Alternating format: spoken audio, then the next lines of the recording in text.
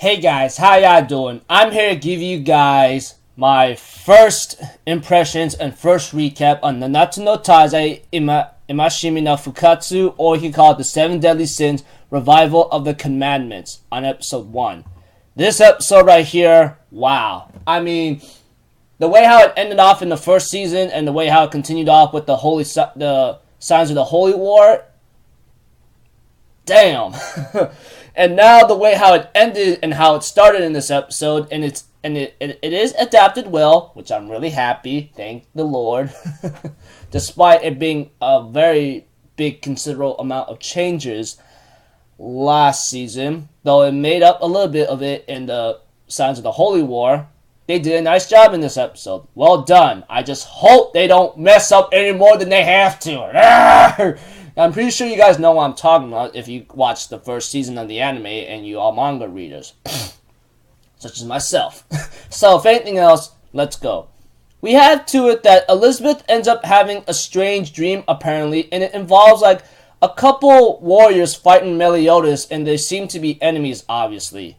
And apparently, Elizabeth tries to interfere, but apparently is unable to, due to the fact that she's being held down. Eventually, we have to it that, Elizabeth wakes up, etc. And of course, that scene where it ended off in the first season of Nanatsu no Taizai, etc., it was actually a dream of Elizabeth. Thank goodness that they decided to put it that way, despite certain changes in the first season of Nanatsu no Taizai. I'm pretty sure you guys know what I'm talking about. Despite that, Elizabeth goes visit her father, Batra, and explains to her that she saw a strange dream, etc. Of course, Batra was actually very concerned about it, due to the fact that for Elizabeth to have a strange dream, etc., it's like he's really concerned about what's to come. Aside from that, we have to it that she visits the boar's head and tells the 7 deadly sins that they're going to get rewarded, including Hawk himself, you know? Even though Hawk does play a major role, he does play a part of the victory. Let's not deny that. We have to it that we get the introduction of Meliodas in his new clothing, thanks to Elizabeth's gathering of it. And we get to see Gother, along with King, Diane, Merlin, Bond, and everyone else, having a fun time here and there, etc., explaining and talking to each other. However, of course, we have to it that when they had a celebration at night, Bond decides to tell Meliodas that he's going to be leaving the 7 deadly sins. And, of course, I already know the reason why, obviously. Those of you guys who are manga readers would know, too.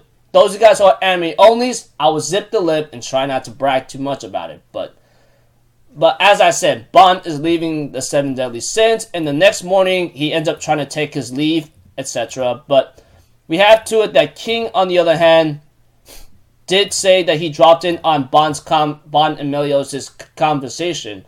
And King says he actually knows the truth about Elaine, etc. And King asks Bond, like, where are you going?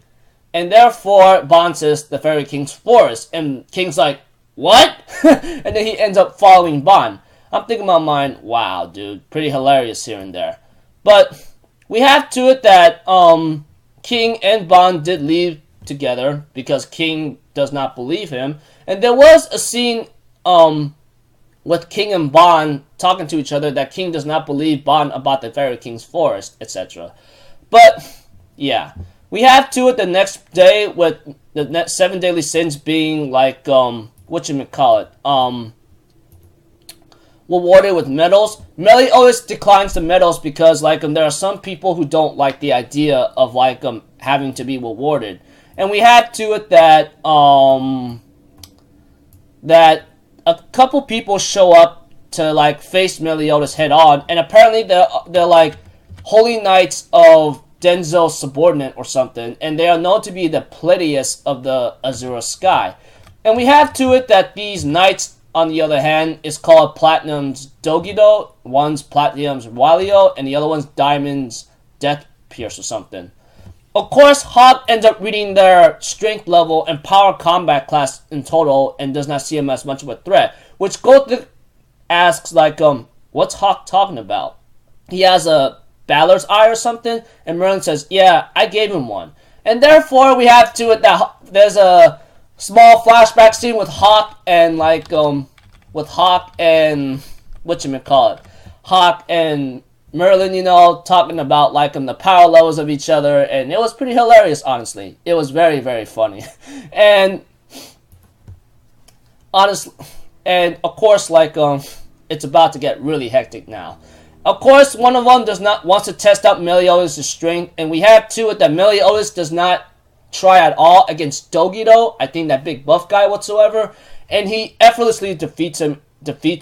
But not before Doge, though, ends up insulting like Hendrickson and Dreyfus. Meliodas tells him like, I don't know what drove those two to like do horrible things, but what you're missing is here. If you don't have this here, you're not even worthy to be called a holy knight. And of course, after that, he effortlessly defeats him, like no problem.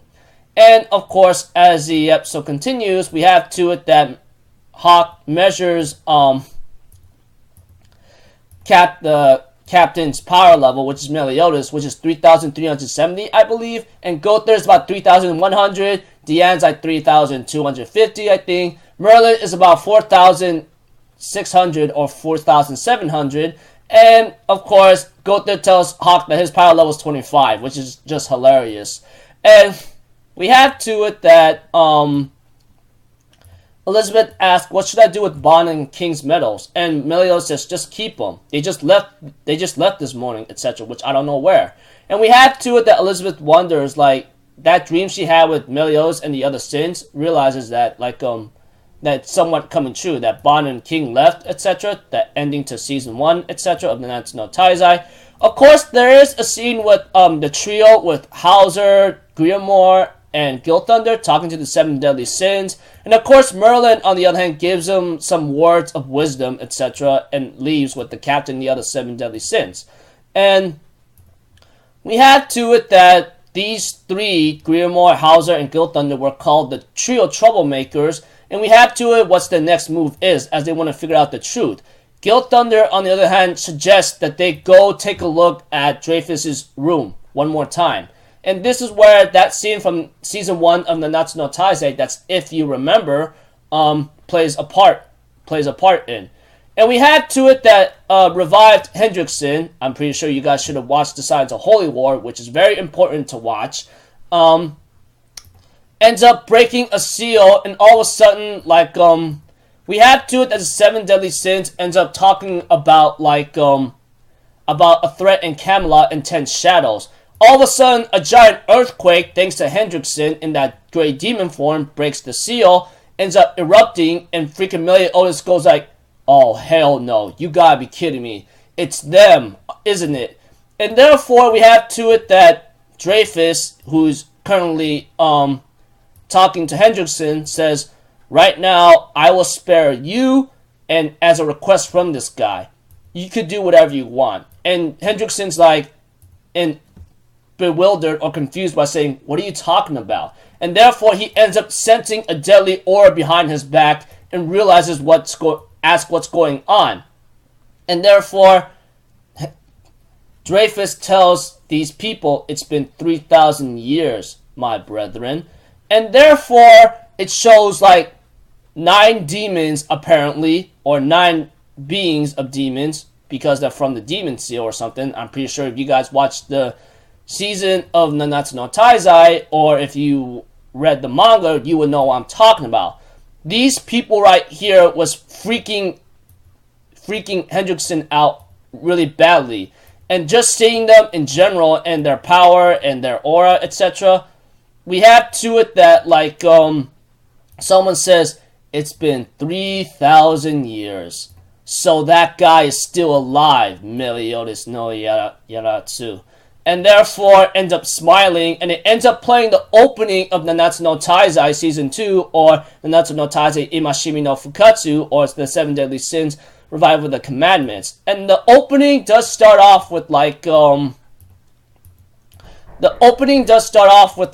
freaking 7 Deadly Sins being introduced in the silhouette shadows, and we have to it that Deanne and King are bonding a bit, and there is a scene with Bond and Elaine hugging each other. Well, Bond hugging Elaine's body, And we get to get introduction of new characters to come. And of course, a scene with like, with the trio, Hauser, Guild Thunder, and Grimoire. And then there's a scene with like, whatchamacallit,